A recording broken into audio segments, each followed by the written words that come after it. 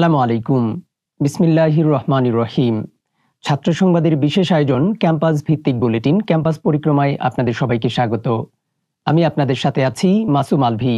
শুরুতেই শিরোনাম। জকসু নির্বাচনের চূড়ান্ত প্রার্থী তালিকা প্রকাশ স্থগিত।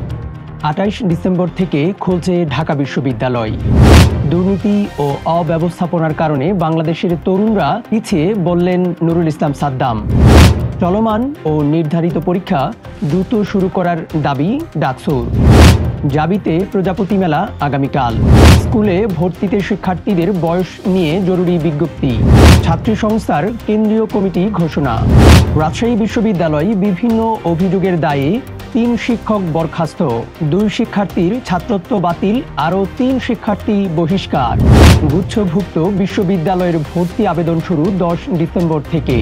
যথাসময়ে জকসু নির্বাচন না হলে প্রশাসনকে ক্যাম্পাস ছাড়তে হবে, সংবাদ সম্মেলনে ঐক্যবদ্ধ জবিয়ান প্যানেল। এবার শুনবেন বিস্তারিত। জগন্নাথ বিশ্ববিদ্যালয় কেন্দ্রীয় শিক্ষার্থী সংসদ ও হল সংসদ নির্বাচনে চূড়ান্ত প্রার্থী তালিকা প্রকাশের কার্যক্রম স্থগিত করা হয়েছে। বুধবার প্রধান নির্বাচন কমিশনার অধ্যাপক ডক্টর মোস্তফা হাসানের স্বাক্ষরিত এক বিজ্ঞপ্তিতে এই তথ্য জানানো হয়। ঢাকা বিশ্ববিদ্যালয়ের শীতকালীন ছুটি, আবাসিক হল খোলা ও সশরীরে শ্রেণীকক্ষ কার্যক্রম শুরুর বিষয়ে গুরুত্বপূর্ণ সিদ্ধান্ত নিয়েছে বিশ্ববিদ্যালয় প্রশাসন।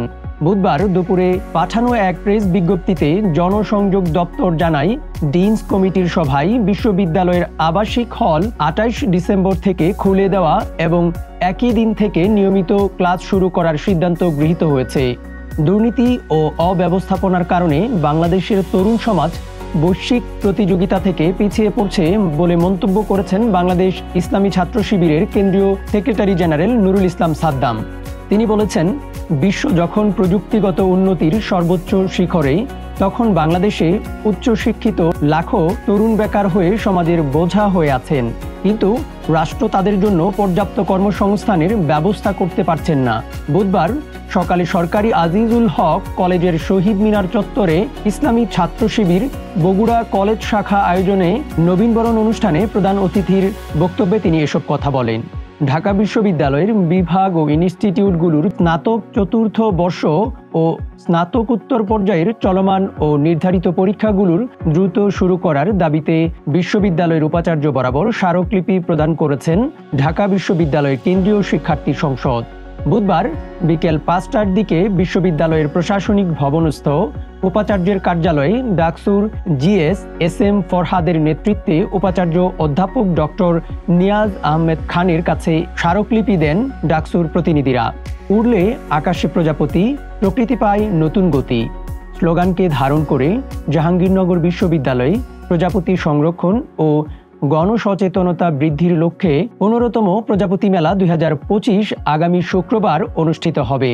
বুধবার বিকেলে বিশ্ববিদ্যালয়ের কেন্দ্রীয় ক্যাফেটেরিয়ার শিক্ষক লাউঞ্জে আয়োজিত এক সংবাদ সম্মেলনে মেলার আহ্বায়ক ও প্রাণীবিদ্যা বিভাগের অধ্যাপক মোহাম্মদ মনোয়ার হোসেন এই তথ্য জানান।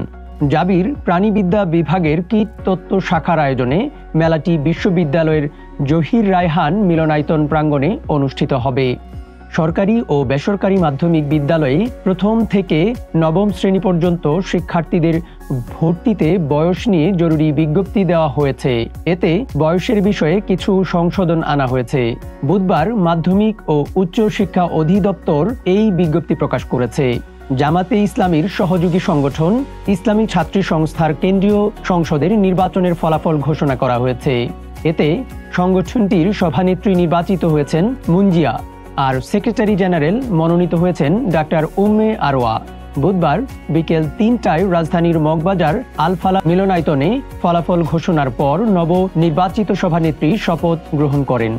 বিভিন্ন অভিযোগের প্রেক্ষিতে রাজশাহী বিশ্ববিদ্যালয়ের ৩ শিক্ষককে বরখাস্ত, ২ শিক্ষার্থীর ছাত্রত্ব বাতিল ও একজনকে আজীবন সহ ৩ শিক্ষার্থীকে বহিষ্কারের সিদ্ধান্ত নেওয়া হয়েছে। মঙ্গলবার অনুষ্ঠিত বিশ্ববিদ্যালয়ের সর্বোচ্চ নীতি নির্ধারণী ফোরাম সিন্ডিকেটের ৫৪৪তম সভায় এই সিদ্ধান্ত নেওয়া হয়েছে। বুধবার রাত ১০টায় বিশ্ববিদ্যালয়ের জনসংযোগ দপ্তরের প্রশাসক অধ্যাপক আক্তার হোসেন মজুমদারের স্বাক্ষরিত এক সংবাদ বিজ্ঞপ্তিতে এই তথ্য জানানো হয়েছে। জিএসটি গুচ্ছভুক্ত বিশ্ববিদ্যালয়ে 2025-26 শিক্ষাবর্ষে স্নাতক প্রথম বর্ষের ভর্তির আবেদন শুরু হতে যাচ্ছে আগামী 10 ডিসেম্বর থেকে। এই ভর্তি পরীক্ষা শুরু হবে আগামী বছরের 27 মার্চ এবং চলবে 10 এপ্রিল পর্যন্ত। বুধবার জিএসটি গুচ্ছের ওয়েবসাইটে এই সংক্রান্ত বিজ্ঞপ্তি প্রকাশ করা হয়েছে। বিভিন্ন মহল থেকে জগন্নাথ বিশ্ববিদ্যালয় কেন্দ্রীয় শিক্ষার্থী সংসদ নির্বাচন বানচালের চেষ্টা করা হচ্ছে বলে অভিযোগ করেছেন জাতীয় ছাত্রশক্তি সমর্থিত ঐক্যবদ্ধ জবিয়ান প্যানেলের প্রার্থীরা। যথাসময় জকসু নির্বাচন না হলে বিশ্ববিদ্যালয় প্রশাসনকে পদত্যাগ করে ক্যাম্পাস ছাড়তে হবে বলেও হুঁশিয়ার করেছেন তারা। বুধবার বিশ্ববিদ্যালয়ের ভাষা শহীদ রফিক ভবনের নিচে আয়োজিত সংবাদ সম্মেলনে লিখিত বক্তব্যে এই হুঁশিয়ারি দেন প্যানেলের সমাজসেবা সম্পাদক পদপ্রার্থী ও জবি শাখা জাতীয় ছাত্রশক্তির মুখ্য সংগঠক ফেরদৌস শেখ। এতক্ষণ আমাদের সাথে থাকার জন্য ধন্যবাদ।